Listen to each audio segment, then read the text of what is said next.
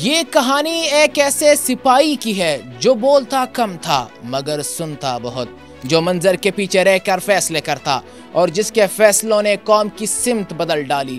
ایک ایسا شخص جس کے اندر روحانیت اور نظم و ضبط ایک ساتھ سانس لیتی تھی۔ حافظ قرآن ہونے کی برکت نے اسے صبر، برداشت اور یقین کی طاقت دی۔ اس کی زندگی کے فیصلے صرف میدان جنگ میں نہیں بلکہ خاموش کمروں میں بھی گونجتی تھی۔ وہ وہی شخص ہے جس نے اپنی جوانی کو مٹی، برف اور لوح میں گزارا۔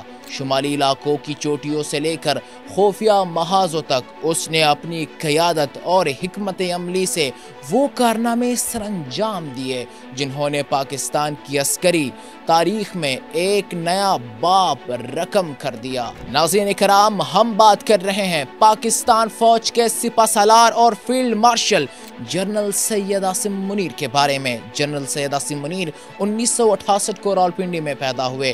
ان کا خاندان جالندھر سے ہجرت کر کے پاکستان آیا تھا۔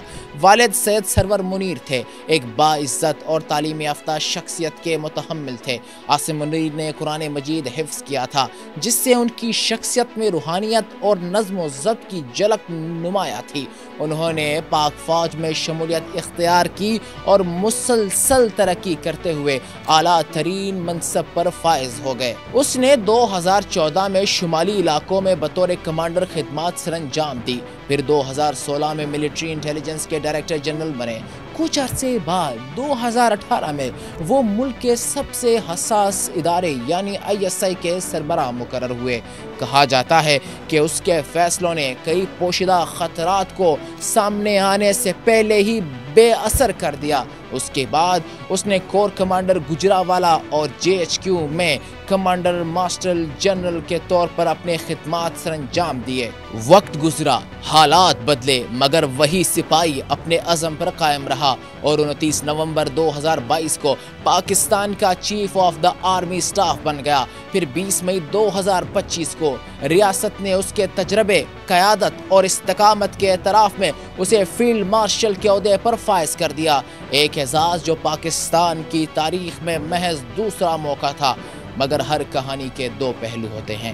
کچھ لوگ اسے پاکستان کا مضبوط ترین قائد مانتے ہیں جس نے سیاسی انتشار کی دنوں میں ادارے کو منظم رکھا، سرحدوں پر استحکام لایا اور دشمن کی چالوں کو ناکام بنا دیا۔